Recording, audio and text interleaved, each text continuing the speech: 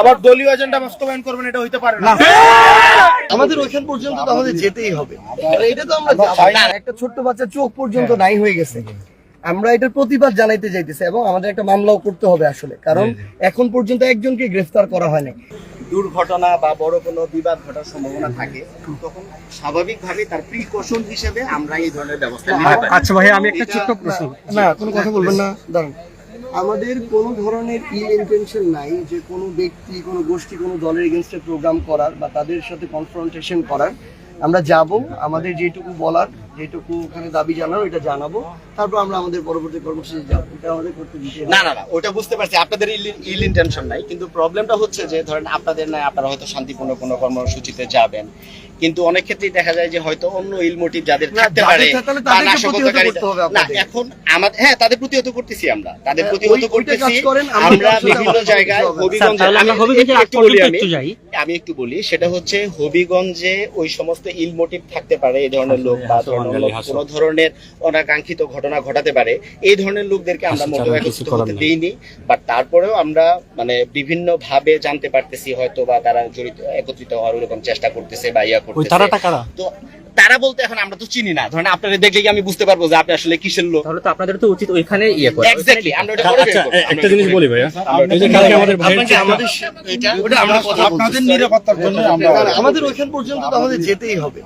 এটা তো আমরা এইটুকু আপনারা মৌলভীবাজার জেলায় যে কোনো ধরনের প্রোগ্রাম এখান থেকে শুরু করে যে কোনো জায়গায় আমি বলি, প্রোগ্রামটা হচ্ছে হবিগঞ্জে, ঠিক আছে? বাট মানে ইন কেস অফ ইমার্জেন্সি এগুলো অনেক সময় অনেক প্রোগ্রাম আমরা চেঞ্জ করি, এটা স্বাভাবিক। রাষ্ট্রীয় প্রোগ্রামও চেঞ্জ হয়।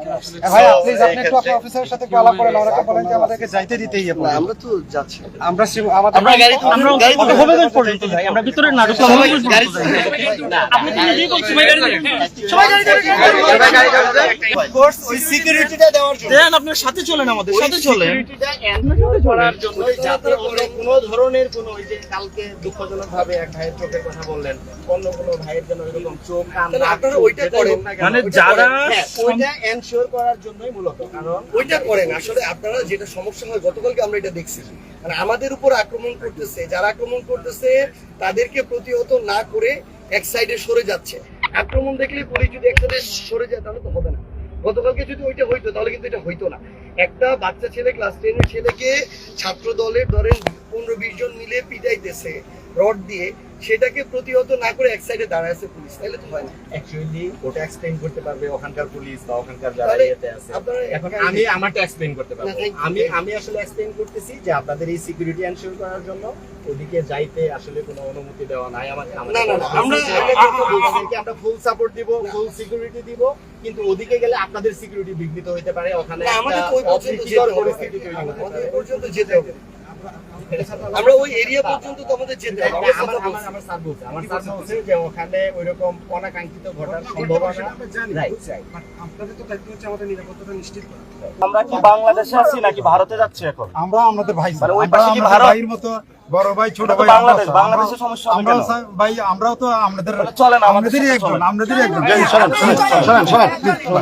না ভাই টাচ করবেন না, টাচ করবেন না, টাচ করবেন না ভাই, টাচ করবেন না।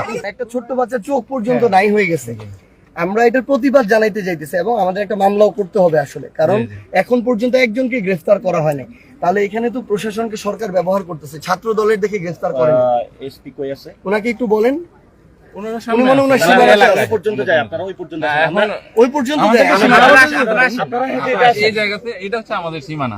আবার দলীয় এজেন্ডা বাস্তবায়ন করবেন, এটা হইতে পারে না। স্যার ওইরকম না স্যার, আপনাদের নিরাপত্তার জন্য স্যার। আমরা নিরাপত্তায় থ্রেট কারা স্যার, থ্রেট কারা, নিরাপত্তা থ্রেট কারা? আপনি তাদেরকে না ধরে আপনি আমাদের রাস্তা আটকাচ্ছেন। স্যার আমরা স্যার আপনি হবিগঞ্জে হচ্ছে 144 ধারা দিচ্ছেন, আপনি শ্রীমঙ্গলের রাস্তা আটকাচ্ছেন, আপনি আনলফুল কাজ করতেছেন। পুরো এলাকার ভিতরে আপনি তো 144 ধারা দিচ্ছেন, আপনি আইনের লোক না স্যার। স্যার আপনি আইনের লোক তো, আপনি বলেন কোন আইনে আপনি আমাকে এখানে বাধা দিচ্ছেন? স্যার আমরা বুঝতেছি স্যার, আপনারা আমাদের সীমানা পার হইলে স্যার আপনাদের হয়তো বড় ধরনের কোনো সমস্যা হতে পারে স্যার। জি স্যার, জি স্যার। আপনি যদি পারেন সিকিউরিটি দিবেন, যদি না পারেন তাহলে আমরা আমাদের দায়িত্ব নিয়ে আমরা চাচ্ছি না স্যার আপনাদেরকে স্যার আগুনে ফেলে দিতে, আমরা চাচ্ছি না স্যার। আমাদের নিরাপত্তা আছেন স্যার, নিরাপত্তা আছেন।